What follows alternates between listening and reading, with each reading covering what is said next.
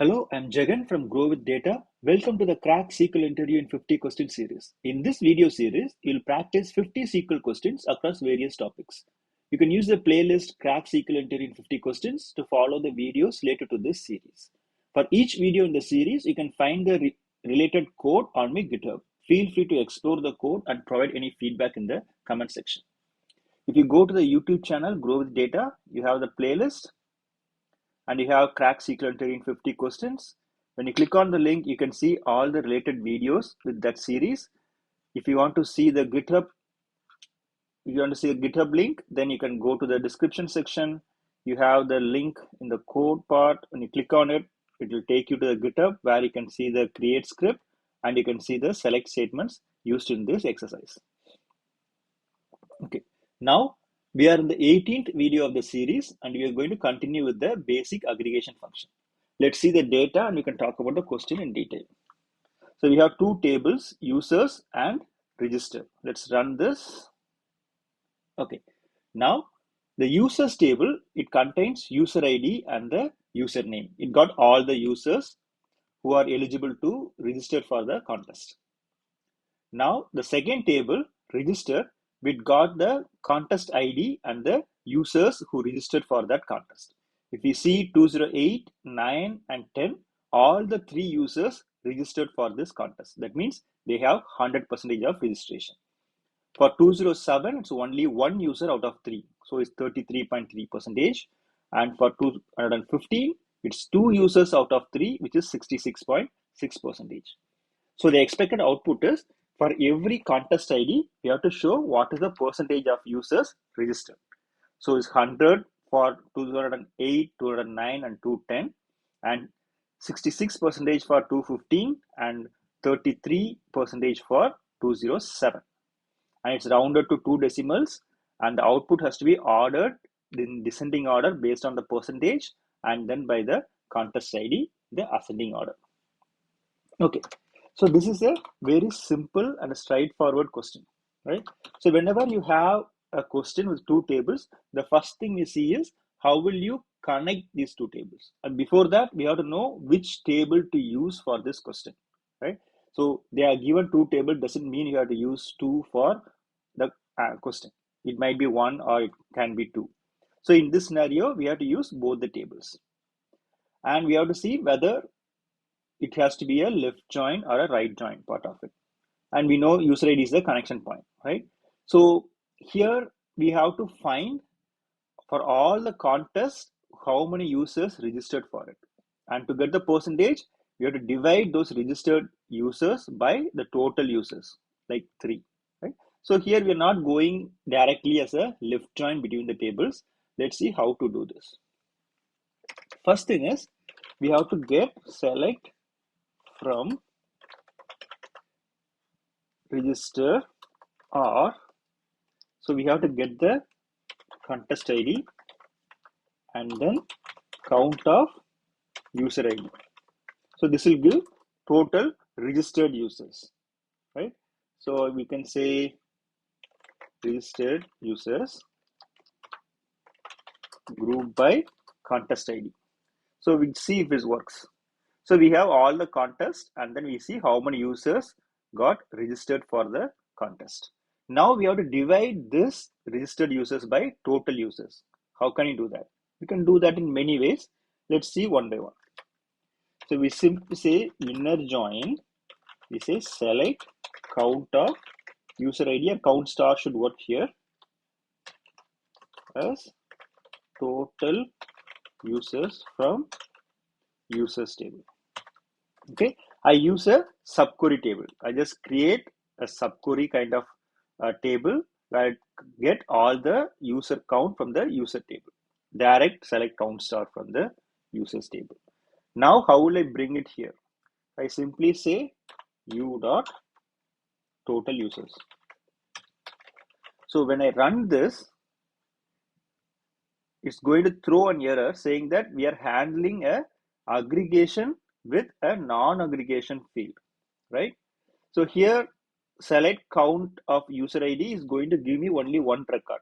For example, let's run this. So when you say select count star of user ID, it's going to give me only one record, right? It's 3. Even if you bring in max or min, like if you say with all record as, right? You say select use total users from all rec, right? When you do a blind select star from the CTE table, it gives me 3. Even if I give max, right? If I give max of it, it's going to give me 3 again.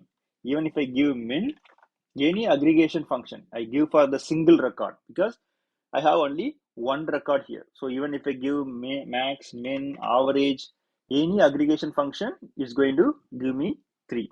So when I compare a aggregation column with a non-aggregation field, what I can do is I can simply say max of the total users. It's not going to change anything. Right? So now the numerator is also aggregation function, denominator is also an aggregation function. So when I run this now, I get the ratio. Now if I want to change that to percentage, so we just say 100, so it will give me the percentage part of it.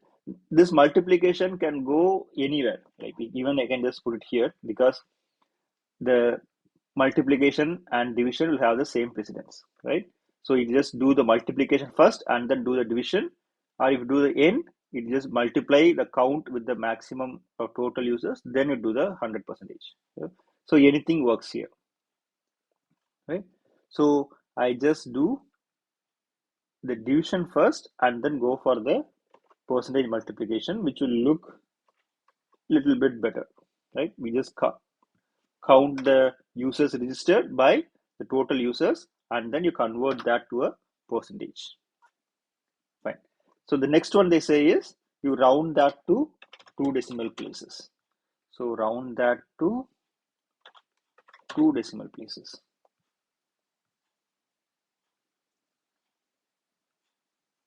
So round, oh sorry, round I put much further. So I round this to 2 decimal places. And then they say order based on the, we say percentage here. This is what they asked for.